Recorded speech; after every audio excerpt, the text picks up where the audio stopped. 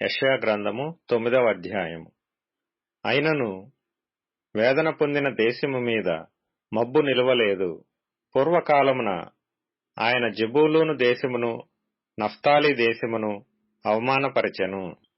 అంత్యకాలమున ఆయన సముద్ర ప్రాంతమును అనగా యోర్దాను అద్దరిని, అన్యజనుల గలిలయ ప్రదేశమును మహిమగలదానిగా చేయుచున్నాడు.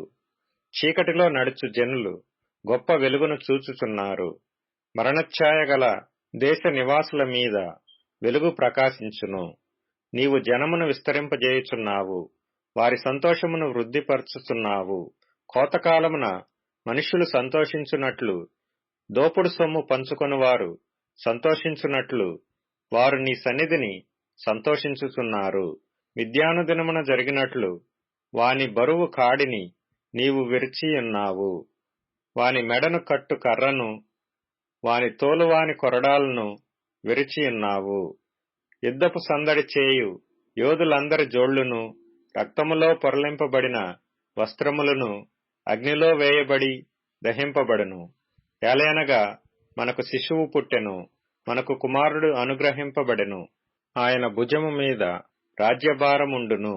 ఆశ్చర్యకరుడు, ఆలోచనకర్త, బలవంతుడైన దేవుడు, నిత్యుడగు తండ్రి, సమాధానకర్తయగు అధిపతి అని అతనికి పేరు పెట్టబడును. ఇది మొదలుకొని మితి లేకుండా దానికి వృద్ధియు క్షేమమును కలుగునట్లు సర్వకాలము దావీదు సింహాసనమును రాజ్యమును నియమించును. న్యాయము వలనను నీతి వలనను రాజ్యమును స్థిరపరచుటకు అతడు సింహాసనాసీనుడై రాజ్యపాలన చేయును. సైన్యములకధిపతియగు యెహోవా ఆసక్తి కలిగి దీనిని నెరవేర్చును. ప్రభువు యాకోబు విషయమై వర్తమానము పంపగా అది ఇశ్రాయేలు వరకు దిగి వచ్చియున్నది. అది ఎఫ్రాయిమునకును షోమ్రోను నివాసులకును ప్రజలకందరికీ తెలియవలసియున్నది. వారు ఇటికలతో కట్టినది పడిపోయెను, చిక్కిన రాళ్లతో కట్టుదము రండి, రావి కర్రతో కట్టినది నరకబడెను. వాటికి మారుగా దేవదారు కర్రను వేయుదము రండని అతిశయపడి గర్వముతో చెప్పుకొనుచున్నారు. యెహోవా వాని మీదికి రెజీనునకు విరోధులైన వారిని హెచ్చించుచు వాని శత్రువులను రేపుచున్నాడు. తూర్పున సిరియాయు, పడమట ఫిలిష్తీయులను నోరు తెరచి ఇశ్రాయేలును మృంగివేయవలనని ఉన్నారు. ఇలాగ జరిగినను ఆయన కోపము చల్లారలేదు, ఆయన బాహువు ఇంకనూ చాపబడి ఉన్నది. అయినను జనులు తమ్ము కొట్టిన వాని తట్టు తిరుగటలేదు, సైన్యములకు అధిపతియగు యెహోవాను వెదకరు.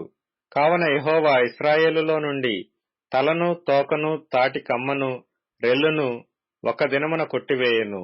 పెద్దలను గనులను తల, కలలాడు ప్రవక్తలు తోక. ఈ జనుల నాయకులు త్రోవ తప్పించువారు, వారిని వెంబడించువారు వారి చేత మృంగివేయబడుదురు. వారందరును భక్తిహీనులను దుర్మార్గులునై యున్నారు. ప్రతి నోరు దుర్భాషలాడును. కాబట్టి ప్రభువు వారి యవ్వనులను చూచి సంతోషింపడు. వారిలో తల్లిదండ్రులు లేని వారి ఎందైనను జాలిపడడు. ఈలాగున జరిగినను ఆయన కోపము చల్లారలేదు, ఆయన బాహువు ఇంకనూ చాపబడి ఉన్నది. భక్తిహీనత అగ్నివలే మండుచున్నది. అది గచ్చపొదలను బలు రక్కసి చెట్లను కాల్చి అడవి పొదలలో రాజును. అవి దట్టమైన పొగవలే చుట్టుకొనుచు పైకి ఎగయును. సైన్యములకు అధిపతియగు యెహోవా ఉగ్రత వలన దేశము కాలిపోయెను. జనులను అగ్నికి కట్టెల వలెనున్నారు. వారిలో ఒకనినొకడు కరుణింపడు. కుడి ప్రక్కన ఉన్నదాని పట్టుకొందురు గాని ఇంకనూ ఆకలి గొనియుందురు. ఎడమ ప్రక్కన ఉన్నదాని భక్షించుదురు గాని ఇంకనూ తృప్తి పొందక ఇందురు. వారిలో ప్రతివాడు తన బాహువును భక్షించును. మనష్షే ఎఫ్రాయిమును, ఎఫ్రాయిము మనష్షేను భక్షించును. వీరిద్దరూ ఏకీభవించి యూదా మీద పడుదురు. ఇలాగు జరిగినను ఆయన కోపము చల్లారలేదు, ఆయన బాహువు ఇంకనూ చాపబడి ఉన్నది.